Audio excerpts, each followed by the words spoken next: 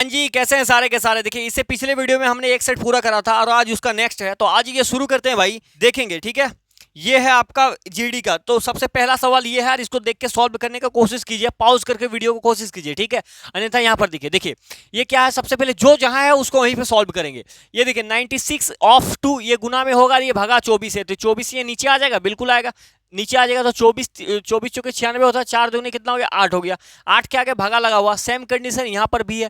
और ये 8 फिर नीचे आ जाएगा, यहाँ पर जो ये टोटल का 8 बना, ये 8 मेरा फिर यहाँ नीचे आएगा कि नहीं आएगा, बोलेंगे बिल्कुल आएगा। 8 से इसको काट दीजिए, देखिए 4 दूनी 8, 2 बार में 2 से कट जाएगा 18। अब 18 इंटू 1 40 हो जाएगा, तो 18 हाथ मेरा 1, 18 चौके कितना होता है, 72, 1 73, ये आंसर हो जाएगा। यूनिट डिजिट से भी जा सकते थे, कोई दिक्कत वाली बात नहीं। उम्मीद करें समझ गए होंगे। अगले सवाल की ओर बढ़ते हैं। देखिए अगला सवाल यह है भाई कि 7200 रुपये को पी क्यू आर के बीच में क्रमशः 1/2, 4 और 3/2 के अनुपात में बांटा जाता है। आर का हिस्सा क्या है, मतलब आप ऐसे समझ लीजिए कि किसी ने 7200 रुपये आपको दिया है, आपके पिताजी ने 7200 रुपये दिया है। आप लोग 3 भाई है, ऐसा मान लेते हैं कि आप लोग 3 व्यक्ति है, जो भी है यार, और सबको 1/2 अनुपात में दे दिया पैसा, एक अनुपातित डाटा दे दिया है इसमें कि आपको इस हिसाब से पैसा मिलेगा। तो आपको एक चीज पता होना चाहिए कि जब भी अनुपात में बातें करेगा तो समझ लीजिए एक अनुमानित डाटा है, फिक्स डाटा नहीं है, ठीक है। तो इस अनुमानित डाटा को सेट करने के लिए हम क्या करेंगे, सेट करने के लिए नीचे वाले का जो है ना उसका एलसीएम लेके उससे गुना कर दीजिए। इससे होगा क्या कि नीचे वाली संख्या जो है वो कट के खत्म हो जाएगा, ऊपर ऊपर बचेगा, चीजें आसान हो जाएगा, ठीक है। तो देखिए 2 1 2, इसका एलसीएम कितना हो जाएगा, 2 हो जाएगा। तो 2 से 2 को गुना करेंगे, खत्म हो जाएगा, ये 1 बनेगा। यहाँ पर भी 2 से गुना करेंगे तो 2 चौके 8 हो जाएगा। यहाँ से फिर 2 से गुना करेंगे, खत्म हो जाएगा, 3 हो जाएगा। अब टोटल देखिए तीनों को मिलकर कितना पैसा मिलेगा अनुपात में, 8 3 11 12, 12 यूनिट मतलब 12 अनुपात पैसा मिला है। टोटल पैसा कितना है, 7200 है। 7200 तो एक का मान कितना हो जाएगा, 600 होगा कि नहीं, ये नीचे आ जाएगा 12 के 7200, ठीक है। 600 हो गया। तो किसका बारे में पूछा, आर। आर को कितना पैसा मिल रहा है, 3 के अनुसार, 3 के हिसाब से पैसा मिल रहा है। एक का मान है 600, 3 का मान 1800। कितने आदमी को यह बात समझ में आ गया, ठीक है। आगे बढ़ते हैं भाई, देखेंगे अगला क्या है। अगला यह है कि रोहित 2320 रुपए में एक बल्ला खरीदता है और उसकी मरम्मत में 180 रुपए खर्चा करता है। यदि उसे 24 रुपए में बेच देता है तो हानि प्रतिशत ज्ञात कीजिए। देखिए रोहित एक पुराना बल्ला 2380 रुपए, कितना है 2320 रुपए में खरीद के लाता है, ठीक है। उस पर एक्स्ट्रा ग्रिप ब्रिप वगैरह जो हम लोग लगाते हैं बैट के अंदर में, तो वो एक्स्ट्रा उन्होंने और 180 रुपए खर्चा कर दिया। तो ये टोटल खर्चा क्या है, ये क्रय मूल्य पर ही न जाएगा, यानी कि टोटल खर्चा करा क्रय मूल्य पर। तो ये कितना हो गया, दोनों को जोड़ देंगे तो 2500 हो जाएगा। अब 2500 में खरीद कर क्या कर रहा है, 2400 में बेचा जा रहा है। 2500 में खरीद के 2400 बेच रहा है, तो 100 का घाटा हो रहा है, लॉस हो रहा है। कितने में, जितने में खरीदते हैं वो उसको डाटा को 2500 को नीचे रखते हैं, ठीक है। और ये प्रतिशत में बदलना जिंदगी में हमेशा याद रखिए कि 100% से गुना करना पड़ता है। अब देखिए 2 जीरो से 2 जीरो निपट जाएगा, 25 का 100 हो जाएगा, 4% का हानि हो जाएगा, 4% का हानि हो जाएगा। कितने आदमी को यह बात समझ में आ गया, ठीक है। अगला देखेंगे, अगला क्या है। अगला कह रहा कि एक आयत की लंबाई में जो है वो इतना प्रतिशत की वृद्धि की कर दी जाए तो क्षेत्रफल को अपरिवर्तित मतलब क्षेत्रफल कुछ भी चेंज ना हो तो चौड़ाई में कितने % घटाई जानी चाहिए। देखिए जब भी आपको इस टाइप में सवाल मिले, आपको इस चीज को समझना पड़ेगा कि ए इंटू बी यानी कि कोई प्रोडक्ट बनता है। जब भी दो संख्या को गुना करने के बाद एक ऐसा प्रोडक्ट बनता है जिसका मान नहीं बदलेगा, तो इसको बनाने का तरीका होता है कि जो लंबाई में वृद्धि कर रहा कितना 14.28, इसका मान होता है 1/7, यानी कि लंबाई पहले 7 था, अब कर दिया 8। तो अब इसका चौड़ाई जो होगा ना बस इसका रिवर्स हो जाता है, यानी कि 7 से 8 हुआ तो चौड़ाई क्या हो जाएगा, 8 से 7 हो जाएगा। तो अब जो ऐसा इसलिए हुआ क्योंकि इसका क्षेत्रफल देखिए 8 7 56, यहाँ पर भी होगा, यहाँ पर क्षेत्रफल होगा, क्योंकि आयत का क्षेत्रफल बराबर क्या होता है, लंबाई गुने चौड़ाई। तो यही चीज पूछ रहा था कि क्षेत्रफल ना बदले तो ठीक है भाई। तो चौड़ाई में कितने की कमी हो गया, पहले 8 था चौड़ाई, अब 7 हो गया, कमी 1, कहां से 8 से, तो नीचे 8, 1/8 इंटू 100%, इसका मतलब है कि 12.5 होता है। कितने व्यक्ति को यह बात समझ में आ गया, उम्मीद कर सबको समझ में आया होगा, ठीक है। अगले सवाल की ओर बढ़ते हैं। देखिए ये अगला सवाल क्या है। अगला सवाल इस प्रकार से भाई कहा जा रहा है क्या, 44 आम, 121 केले, 11 सेब, उन्हें कई पंक्तियों में इस प्रकार व्यवस्थित करना है कि प्रत्येक पंक्तियों में समान संख्या में फल हो और प्रत्येक पंक्ति में एक प्रकार का ही फल हो। पंक्तियों की न्यूनतम संख्या क्या है। अब यहां पर समझेंगे कि 44 आम कहा जा रहा है, 44 आम, 121 केला और क्या है, और 11 सेब है, इसको समझते हैं। अब कह रहा है कि ऐसे कितने पंक्ति का आवश्यकता होगा, पंक्ति मतलब झोला समझ लिया, पंक्ति जो भी समझना समझ लीजिए, ऐसे कितने पंक्ति का आवश्यकता होगा जिसमें एक पंक्ति में एक ही टाइप का फल होगा। ठीक है, तो इसमें क्या करेंगे, न्यूनतम बोला है तो आप एक काम कर दीजिए, इन सभी चीजों का एचसीएफ निकाल दीजिए। एचसीएफ निकालने का सबसे आसान तरीका क्या होता है भैया, आप बोलेंगे जो दो नंबर है ना, इससे इसको या घटा लीजिए या इसको घटा लीजिए, तो जो आसान है उसको घटा लीजिए, इससे इसको घटाएंगे तो 33 हो जाएगा। अब 33 ये नंबर तो सबसे कटेगा नहीं, एचसीएफ मतलब महत्तम समावर्तक होता है जो बड़ा से बड़ा नंबर जो सबको काट सकता है, एलसीएम का मतलब जो छोटा छोटा नंबर सबको काट सकता है, वो चीज है। ठीक है, तो 33 कटेगा नहीं, तो इसका फैक्टर कर देते हैं, तो 11 गुना 3 होता है, 3 से तो यह जाएगा नहीं, तो ये 11 एक ऐसा नंबर जो सबको काट देगा। तो एचसीएफ कितना हो गया, 11 हो गया, यानी कि एक पंक्ति में हम 11 फल रखेंगे जो कोई पंक्ति है। ठीक है, अब देखिए आम कितना है, 44 आम है, 44 आम, एक पंक्ति में 11 आम रख रहे हैं, कितने पंक्ति की आवश्यकता, 11 चौके 44, 4 गो। ठीक है, उसके बाद देखिए 11 रख रहे हैं, इसमें 121 है, तो कितने पंक्ति लगेंगे ऐसे ऐसे, तो 11 का इसको मतलब इससे इसको भगा देंगे तो 11 बार में जाता है। ठीक है, इससे एक बार में, तो 11 4 15 1 16 यानी कि 16 पंक्ति टोटल आपको आवश्यकता पड़ेगा, जो कि आपका ए नंबर करेक्ट उत्तर। कितने आदमी को यह बात समझ में आ गया। अगला सवाल देखेंगे, अगला सवाल क्या कहा जा रहा है, देखें अगला सवाल कह रहा है कि चक्रवृद्धि ब्याज वार्षिक रुपए संयोजित पर रखी गई है, एक धनराशि 10 वर्षों में स्वयं की दोगुनी हो जाती है, तो वो समय ज्ञात कीजिए जिससे वो धनराशि 4 गुना हो जाएगा। क्या होगा, धनराशि स्वयं का 4 गुना हो जाएगा। सवाल कह रहा है ये भाई कि 10 साल में 2 गुना हो रहा है, 2 गुना, तो 4 गुना होने के लिए क्या होगा, 4 गुना होने के लिए इसका 2 का स्क्वायर 4 कर ही सकते हैं। अब देखिए अब ये काम कैसे करता है, ये काम ऐसे होता है कि चक्रवृद्धि ब्याज में ये जो चीज है ईयर को पावर से गुना कर देंगे तो वो कितना साल में होगा वो आपको बता देगा।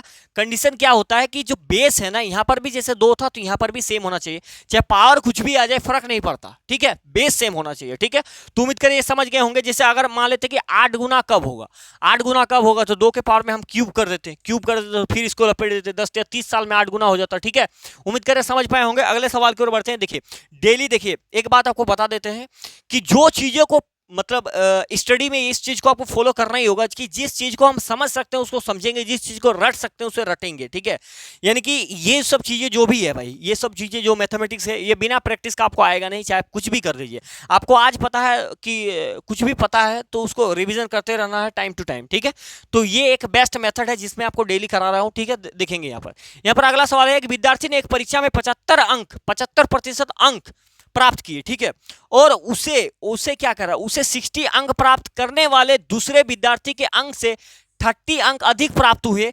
तो परीक्षा के अधिकतम अंकों की संख्या कितने, अंकों की संख्या मतलब 100% का मान ज्ञात कर रहा है। परीक्षा में कितना अंक होता है, 100% अंक होता है। ठीक है, अब बात को समझिए, कह रहा है कि 2 विद्यार्थी, एगो 70% लाया, एगो विद्यार्थी दूसरा का विद्यार्थी 60% लाया। अब ये कहा जा रहा है इस प्रकार से कि जो विद्यार्थी 60% लाया उससे ज्यादा, इसको 15 नंबर ज्यादा मार्क्स दिया है, 15 अंक ज्यादा मार्क्स दिया है, माफ कीजिएगा 30 नंबर ज्यादा दिया है ना, यहाँ पर कहा दिया 30 अंक ज्यादा दिए, 30 अंक। तो 30 अंक इसको देने का मतलब क्या है, इसको देने का मतलब है ये कि इन्होंने 15% ज्यादा लाया, ये 60% लाया, 70% लाए। अबे यार क्या यार, दिमाग कहाँ काम करे, ये 75 है, माफ करना भाई है। ठीक है, ये 75 है, तो इससे ये कितना ज्यादा मतलब परसेंटेज में कितना ज्यादा है, 15% अधिक लाया, इसी 15% के चलते इसको 30 नंबर अधिक मिला है। तो 1% का मान कितना होगा, 2 होगा, क्योंकि ये नीचे आएगा यहाँ पर ना, तो 15 दूनी 30 हो जाएगा। हमें मान चाहिए कि अधिकतम अंक परीक्षा में अंक कितना है भाई, 100% होता है, तो 2 गुना 100 बराबर कितना हो जाएगा, 200 हो जाएगा। बात समझ में आ गया कि नहीं आ गया। 1% का वैल्यू 2 है तो 100% का वैल्यू 100 गुना 2 कर देते हैं भाई, पता चले किसी को समझ में नहीं आ रहा तो वो भी दिक्कत है। ठीक है, उम्मीद कर सबको समझ में आया होगा ये बात। अगला देखेंगे। देखिए चीजें हैं इस प्रकार से, अगर आप इसको कर सकते हैं तो कीजिए, वीडियो को पॉज करके, नहीं तो यहाँ पर समझते हैं। देखिए ये क्या कर रहा है, इसको सॉल्व करना होगा। सबसे पहले यहाँ ब्रैकेट के अंदर में जो जहां है उसको सॉल्व कर देंगे, बात बन जाएगा। देखिए 24 यहाँ पर भागा का काम होगा, 24 या 72, 3 हो गया, 3 से इसको गुना कर देंगे। ठीक है, 3 से इसको गुना, 3 5 15 के 5 हाथ में 1 3 7 21 22 के 2 हाथ में 2 3 1 3 1 4, 3 1 के 3 और 2 5 हो जाएगा ना भाई, 525 और यहाँ का 5, ये कितना हो गया टोटल, ये 530 हो गया। 530 इधर गुना में 20 है, और बाहर में भागा में 2, तो भागा में 2 यानी कि नीचे आ जाएगा, 2 से ये 10 बार में कट जाएगा, ये इससे हो जाएगा गुना हो जाएगा, तो 53 एक जीरो और 10 से इसको गुना करेंगे, अंतिम में और एक जीरो बैठा देना है, क्योंकि 10 से तो आंसर क्या हो जाएगा 5300, ये वाला डी नंबर करेक्ट उत्तर हो जाएगा। उम्मीद करें समझ गए होंगे। अगला सवाल की ओर बढ़ते हैं। देखिए अगले सवाल क्या कह रहा है। अगला सवाल यह है कि 8 दिन तक काम करने के बाद राखी को पता चलता है कि अभी तक केवल 10% काम पूरा हुआ है और वो पूनम को काम पर रखती है, जो राखी से 20% अधिक कुशल है। शेष काम को पूरा करने में उन्हें कितने दिन लगेंगे। उन्हें मतलब दोनों मिलके करेगा शेष काम को, तो कितना दिन लगेगा। देखिए एक है पूनम और एक है राखी। अब यहां पर देखिए जो राखी 20% अधिक कुशल है, 20% का मतलब क्या है 1/5, 1/5 यानी कि राखी अधिक कुशल है, यानी कि पूनम अगर 5 काम करती है तो राखी कितना काम करती है 6। ये कुशल यानी कि इफिशिएंसी क्षमता का बात कर दिया। अब क्षमता इंटू जितना काम करा है किसी से भी निकाल सकते हैं उसका टोटल काम क्या है, तो आप ऐसा समझ लीजिए कि 5 है, ठीक है। इसका एक दिन में 5 काम कर सकता है, इन्होंने 8 दिन तक पूनम जी काम किया है, तो 8 पंचे कितना हो गया, टोटल काम कितना हो गया 40 काम हो गया, यानी कि इन्होंने 10% काम किया है कितने दिन में 40 दिन में, तो एक का मान कितना हो जाएगा 40/10 हो जाएगा। अब 10% काम किया है और काम कितना कराना है 90% काम किसको कराना है, ये 90%, ये 10% है यहाँ पर 90% क्यों, क्योंकि 10% इस पूनम ने अकेले किया है, ठीक है, अकेले किया है, तो 90% काम बच रहा है, तो 90 को गुना करेंगे तब नहीं टोटल काम बनेगा। अब इस टोटल काम को दोनों से करा देना, तो इसको सॉल्व कर लेते हैं, क्या फर्क पड़ता है, 9 चौके 36 360 टोटल काम हो, दोनों मिलकर करेगा, दोनों एक दिन में 11 काम करता है, बटे 11 इतना डेज में पूरा कर देगा, इसमें कौन सी बड़ी बात था बताओ यार।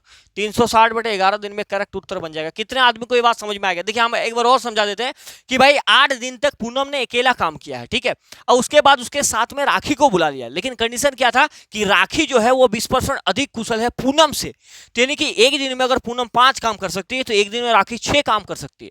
तो पूनम जो थी वो 10% काम करा है, तो 10% 40 दिन में कर दिया, तो अब काम कितना बचा 90% काम बच रहा है, उस 90% काम को दोनों को मिलकर कराना है, तो 90% यानी कि मतलब ये बात बन जाएगा 360 बनेगा कि नहीं बनेगा ये बताइए, ठीक है, 90% बात बन जाएगा यहाँ पर। उम्मीद कर समझ गए होंगे। अगले सवाल की ओर बढ़ते हैं। देखिए अगला सवाल यह है कि एक वस्तु का विक्रय मूल्य इतना है, और उस पर 25% की छूट दी गई है, तो वस्तु का अंकित मूल्य कितना होगा। अंकित मूल्य, छूट जो है भाई वो एमआरपी पर ही दिया जाता है, एमआरपी पर छूट, अगर छूट 25% की छूट देता है तो बेचा कितना में होगा 75% पे, प्रतिशत हटेगा तो नीचे 100 बैठेगा, 100 बैठेगा कि नहीं बैठेगा बताइए। और ये विक्रय मूल्य कितना हो गया 5175 के मान के बराबर है, इतना छूट दे के इतना में बेच दिया, तो ये एमआरपी का मान पूछ रखी भैया ये जो पैकेट था ये एमआरपी कितना चिपकाया गया वो बताओ, बता देंगे भाई, कोई बड़ी बात नहीं है, ठीक है। देख लीजिए देखिए इसको डायरेक्ट ऊपर भी काट सकते हैं, इधर ले जाके भी काट सकते हैं, कोई बड़ी चीज नहीं। देखिए 25 या 75, 25 का 100 हो गया, यहाँ तक कोई दिक्कत, 3 से इसको निपटा देते। देखिए 3 से इसको काटेंगे, 3 1 के 3 2 बचेगा, 3 1 के 3 2 बचेगा, 3 7 21 हो जाएगा, 3 1 के 3 हो जाएगा, फिर 2 बचेगा 21 हो जाएगा, फिर 3 दूने 6 3 5 15 ये बनेगा। 4 से इसको काट मतलब गुना कर देंगे, 4 5 20 के शून्य हाथ में 2, 4 दूने 8 2 10 के शून्य हाथ में रहा 1, 4 7 28 29 के 9 हाथ में रहा 1, 4 के 4 1 5 5900 का करेक्ट उत्तर 5900 कहाँ गड़बड़ कर दिया।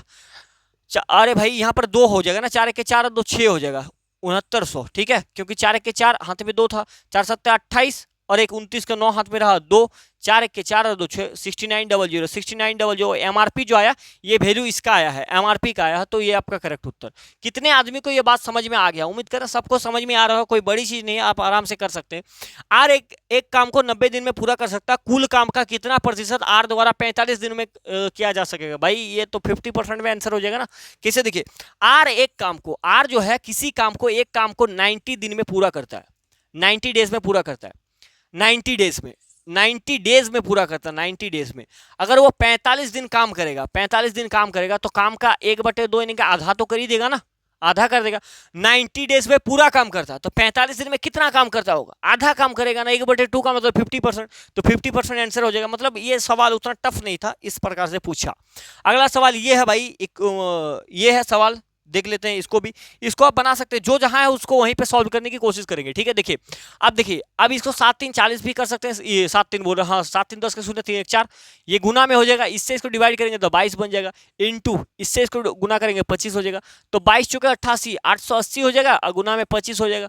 अब 25 से इसको गुना कर लीजिए, बाद बन जाएगा। देखिए अब इसको कैसे करेंगे, अंतिम में 1 0 हो जाएगा, 25 8 कितना होता है 200, 200 के 0 हाथ में रहा 20, 25 8 200 और 20 220 हो जाएगा, 220, तो 22 के बाद 53 आपका करेक्ट उत्तर, 22 के बाद 53 करेक्ट उत्तर। कितने आदमी को ये बात समझ में आया? थम्स अप करेंगे, ये बात कितने आदमी को समझ में आ रहा है? देखिए भाई, अगर आप तैयारी कर रहे हैं तो ये सवाल आपसे बनने चाहिए। अगर आप शुरुआती दौर में है, नहीं भी बन रहा है तो कम से कम डेली प्रैक्टिस करना आपका मतलब जरूरी है भाई, तभी आप वो चीज मेकअप कर पाएंगे जो चीजें मैं कहने की कोशिश कर रहा हूं। ठीक है, आगे देखेंगे। एक परीक्षा में उपस्थित होने वाले विद्यार्थियों की कुल संख्या 93% विद्यार्थी उत्तीर्ण हुए, 93% है। ठीक है, आप इसको ऐसे समझ लीजिए, क्या थोड़ी सी मिस टाइपिंग हुआ है यहाँ पर कि एक परीक्षा में उपस्थित होने वाली विद्यार्थियों की कुल संख्या 93% है। ठीक है, विद्यार्थी उत्तीर्ण हुए हैं, 93% विद्यार्थी उत्तीर्ण हुए। क्या बात है, ठीक तो है यार, ठीक तो है कि एक परीक्षा में उपस्थित होने वाले एक विद्यार्थियों की कुल संख्या में 93% विद्यार्थी उत्तीर्ण हुए हैं। ठीक है, और क्या कह रहा हुए हैं, और 9275 विद्यार्थी अनुत्तीर्ण रहे। परीक्षा में उपस्थित होने वाले विद्यार्थियों की कुल संख्या यानी कि 100% का डिमांड करा गया। 100% कुल विद्यार्थी है कॉलेज में, जिसमें से 93% जो विद्यार्थी है उन्होंने फेल करा, क्या करा, पास करा है। तो एक बात बताइए, अगर 100% स्टूडेंट है कहीं पर, वहां पर 93% विद्यार्थी पास हुआ, तो फेल कितना किया होगा? 7। तभी तो दोनों को मिल करके जोड़ करके आपका 100 बनेगा। यही जो फेल किया गया है ना, इसमें डाटा दे दिया भाई कि आपका फेल किया 9275 बच्चे फेल किया गया, यही डाटा दे गया 9275। तो अब ये इसका मान है, तो आपको 100% का मान निकालना होगा। आपको पता है कि जिसका मान दिया जाता है उसे नीचे रखते हैं। जैसे ये 7% है, ये 9275 है, 9275 ये मान किसका? 7% का। हमें क्या चाहिए? स्कूलों में अधिकतम कुल बच्चों की संख्या यानी कि 100% का, तो गुना में 100% निकाल दीजिए, बस यही चीज है और कोई बड़ी बात नहीं है, सब कोई कर सकता है। परसेंटेज से परसेंटेज खत्म हो जाएगा, कोई बात की दिक्कत देखिए। 7 से इसको निपटा जाए, 7 कम 7, 2 बचे, 7 21, फिर 1 बचेगा, तो 7 दूनी 14, 7 5 35, समझ गए? इसके अंत में 2 जीरो लगा दीजिए। किसी भी संख्या को गुना करना है, अगर 20 को 10 से गुना करना है तो इसका मतलब 20 है, 1 जीरो है तो 1 जीरो। अगर 35 को 1000 से गुना करना है, ये 100 से गुना करना है, तो इसका मतलब ये 53 को रखे और 2 जीरो इसका बगल में सेट कर दिए, ये बात बन जाता है। गुना ऐसा जीरो के साथ ऐसा होता है। ठीक है, तो 1325 अंतिम में डबल जीरो यानी कि 1325 2 जीरो, ये आपका करेक्ट उत्तर। कितने आदमी को ये बात समझ में आ गया? उम्मीद कर सबको आया होगा। अगला देखेंगे। अगला सवाल ये करा कि एक वर्ष में सपना की औसत मासिक व्यय वर्ष के प्रथम 3 महीनों के लिए 1100 रुपए, व्यय यानी कि खर्चा, साल के 3 महीने में 1100 रुपए खर्चा करती है। ठीक है, अगले 5 महीनों के लिए 1000 रुपए और अंतिम 4 महीने के लिए 1200 रुपए था। यदि कुल वार्षिक बचत 1300 रुपए थी, 1300 रुपए थी। अब कहां पर डिस्टर्ब हो गया? पेन क्यों नहीं चल रहा? अरे हाँ, चल तो रहा। अच्छा, 1300 रुपए थी। तो सपना की औसत मासिक आय बताना है। मासिक आय बताना कितना है? देखिए 1300 रुपए वो बचाती है पूरे मतलब साल में, 1300 बटे 12, 12 महीने में वो 1300 रुपए बचाती है। अब पहले 3 महीने में वो 1100 रुपए खर्चा करती है। अगला 4 महीने पे, अगला कितना है? 4 थोड़ी है यार, अगला 5 महीने में, 5 महीने वो 1000 खर्चा करती है ना, 1000 खर्चा करती है। और अंतिम 4 महीने में वो 1400 रुपए, 1200 रुपए खर्चा करती है। तो औसत बताना है कि खर्चा किए गए टोटल औसत क्या है। तो आपको नहीं पता तो एक काम कीजिए, जो खर्चा है ना उसको मान लीजिए 1000 खर्चा है, 1000 खर्चा है। ठीक है, हर महीने 1000 खर्चा है। तो इसमें इससे कितना, 1000 से कितना ज्यादा है? बोलेंगे भैया 100 ज्यादा, तो 100 लिख दीजिए। इसमें कुछ खर्चा ज्यादा नहीं है तो इसको छोड़ देंगे। इसमें 200 ज्यादा, 200। अब यहाँ पर देखेंगे, 1000 रुपये उन्होंने मान लिया कि 1000 रुपये है। ठीक है, अब 100 रुपये 1 महीना में, तो 3 महीना में कितना हो गया खर्चा? 300। अब यहाँ 1 महीना में 200, तो 4 महीना में कितना हो गया? 800। 8 3 1100 रुपये हो गया। 1100 कितना हो जाएगा? 12 महीने की बात कर रहा ना, पूरा 12 महीने का, तो 1100 बटे यहाँ पर 12 हो जाएगा। और प्लस ये जो बचत कर रहा है इसको भी तो लेना पड़ेगा, 1300 बटे 12 हो जाएगा। यहाँ पर बात खत्म।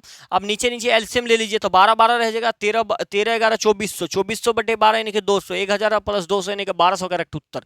कितने आदमी को ये बात समझ में आ गया? यहाँ पर देखेंगे, नीचे 12 है तो 12 एलसीएम रहेगा, 12 12 कट जाएगा, 1100 और 1200 1300, 2400 बनेगा, 2400 बन गया। अब पहले 1000 था, इससे इसको काट देंगे तो कितना बन जाएगा? 200 बन जाएगा। 1000 और 200 कितना हो गया? 1200 हो गया। ये आपका करेक्ट उत्तर बन गया, सी नंबर करेक्ट उत्तर रुपया। ठीक है, उम्मीद कर समझ पाए होंगे। अगले सवाल की ओर बढ़ते हैं। देखेंगे सवाल क्या कहता है कि किसी धनराशि पर 40 वर्षों तक प्राप्त साधारण ब्याज, उस धनराशि आज उसका 2/5 है, तो वार्षिक ब्याज दर कितनी है? वार्षिक ब्याज दर यानी कि रेट का मान पता कर रहा, साधारण ब्याज से रेट चाहिए कि दर कितना है, वार्षिक दर कितना है, हर साल कितना रेट चढ़ रहा है। ठीक है, तो देखिए भाई 2/5 का मतलब ये सारा का सारा जड़ यहाँ पर यही है।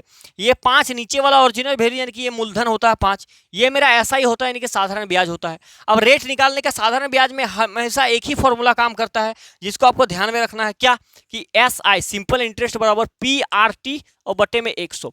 इसमें एक ही काम होता है, इसमें कुछ भी दे देगा, कुछ भी पूछ ले, कभी आर पूछ ले, कभी टी पूछ ले, कभी ये पूछ ले, वो पूछ ले, ये 3 चीज ही पूछता है।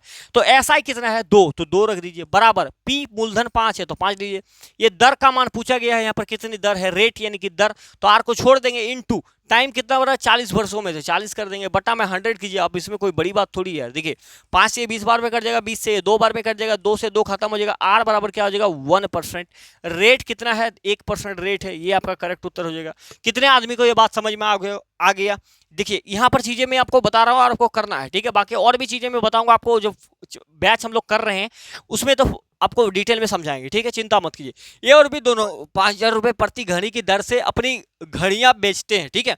ये और भी 2 व्यक्ति है जो 5,000 के रुपए की दर से प्रति घड़ी को बेचता है, मतलब दोनों का जो एसपी है, दोनों का जो एसपी है वो 5,000 है, सेलिंग प्राइस दोनों का 5,000 है। अब क्या कह रहा कि ए 25% का लाभ पर बेचता है, ए जो है थोड़ा होशियार है, 25% लाभ अर्जित करता है, और बी 10% का हानि पर बेचता है। तो ए और बी का क्रयमूल क्या है, ए और बी का क्रयमूल क्या है? अगर आप ए की बात करेंगे तो ए क्या कर रहा है 25% लाभ पर बेच रहा है, 25% का मतलब होता है 1/4, 1/4 का मतलब 4 पर खरीद के 5 पे बेच रहा है।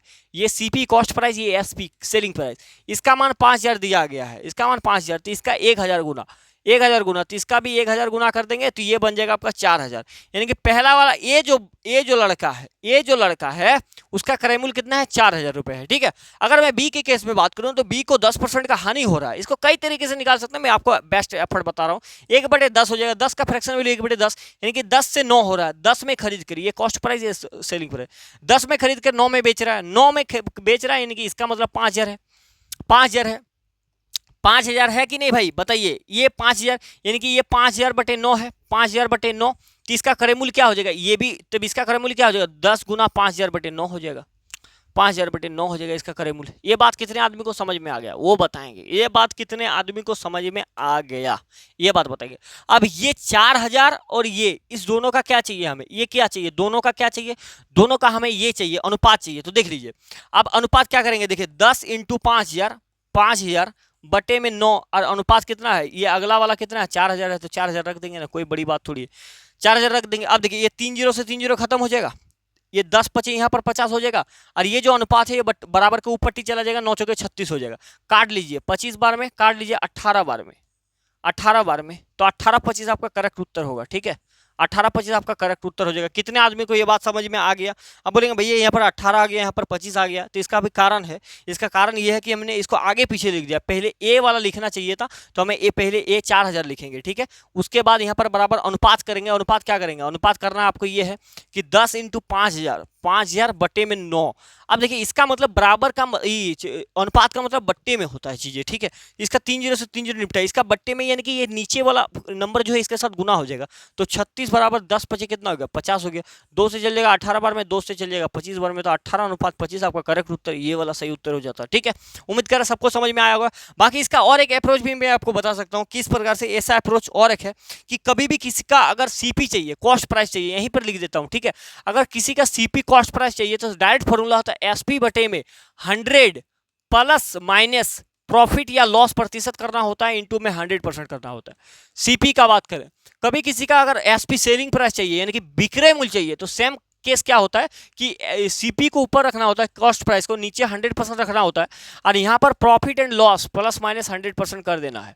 ये प्रॉफिट लॉस क्या है, अगर प्रॉफिट बोलेगा कि 20% का प्रॉफिट हो रहा था 100 में 20 को जोड़ देना है, अगर बोलेगा 20% हानि हो रहा था 100 में 20 को हटा देना है, बस वो बात कर सकते हैं आप। ये फॉर्मूला को डायरेक्ट अप्लाई करके कर सकते हैं, नहीं तो रेशियो मेथड भी लगा सकते हैं, ठीक है, समझ गए। अगला सवाल देख लीजिए। अगला सवाल यह है कि दो रेलगाड़ी समान चाल से विपरीत दिशा में चल रही है, यदि प्रत्येक रेलगाड़ी की लंबाई 320 मीटर है तो एक खंभे को 18 सेकंड में एक दूसरे को पार करती है, तो रेलगाड़ी की चाल बताना कितना होगा। रेलगाड़ी की चाल, चाल बराबर क्या होता है, चाल बराबर होता है दूरी बटे समय।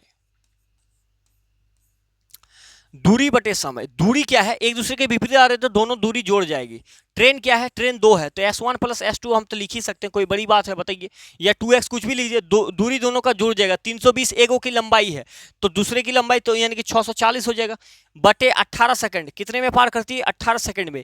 ये मीटर है, ये प्रति सेकंड में है, कोई किसी बात की समस्या। हमें देखिए आंसर चाहिए किलोमीटर प्रति घंटा में, तो ये आपको आना चाहिए कि जब भी मीटर प्रति सेकंड से हम किलोमीटर प्रति घंटा में जाते हैं ना, तो 18/5 से गुना करना पड़ता है, 18/5 से, ये 18 खत्म हो जाएगा, खत्म हो जाएगा, ये सारी चीजें किलोमीटर प्रति घंटा में चेंज हो जाएगा। 5 इसको नहीं था, 5 के 5 1 बचेगा, तो 5 दूने 10, 5 दूने 10, फिर कितना बचेगा, 4 बचेगा, तो 5 अट्ठे 40, यानी कि 128 आ गया। 128 दोनों ट्रेन का है, तो मुझे एक का चाहिए, तो 128/2 कर देंगे, 128/2 यानी कि 2 छोक 12, 2 छोके 8, 64 किलोमीटर प्रति घंटा की रफ्तार होगी, ये वाला आपका करेक्ट उत्तर। ठीक है, उम्मीद कर समझ गए होंगे। अगले सवाल की ओर बढ़ते हैं। देखिए अगला सवाल ये है, सवाल ये कह रहा है कि एक क्रिकेटर टीम 7 पुरुषों की टीम का आयु का ये दिया गया है, इसका औसत कितना होगा। देखिए ये सवाल मैं आपको करा देता हूं, बाकी बहुत आसान होता है। इसमें क्या सभी को जोड़ के जितना नंबर है उससे डिवाइड कर दीजिए। देखिए 6 5 11 11 11 12 12 और 20 21 21 4 25 25 और 5 30 और 3 33 33 और 2 35 के 5 आज मेरा 3 3 2 5 2 7 7 2 9 9 11 11 2 13 13 2 15 15 2 17 175 175 बड़े कितने आदमी है, 7 गो है, तो पहले तो कह रहा है कि 7 पुरुष है। 7 से इसको काट देंगे, 7 दूने 14 7 21, 7 दूने 14, 3 बचेगा, 7 5 35, यानी कि एवरेज कितना आ गया, 25 आ गया। बताइए, काफी आसान है, ऐसा मत समझिए कि मैंने छांट करके लाया, ये सवाल पूछा गया है। ठीक है, ये कब का पेपर है वो भी मैं आपको दिखा सकता हूँ, ये 2024 का पेपर है जो अभी हुआ है, फरवरी के अंदर जो पेपर हुआ ना उसका सवाल का आंसर है, कर रहे हैं। ठीक है, आगे देखेंगे, आगे देखेंगे, आगे देखेंगे कितना दूर आ गया। ये सवाल हो गया भाई। अब अगला सवाल ये है, अगला सवाल क्या है, बिल्कुल आसान सवाल है, बिल्कुल आसान सवाल। अगला देखें, एम एन का अनुपात 9:6 दिया गया है, तो बताना कि एम प्लस एन और एम माइनस एन का वैल्यू क्या होगा।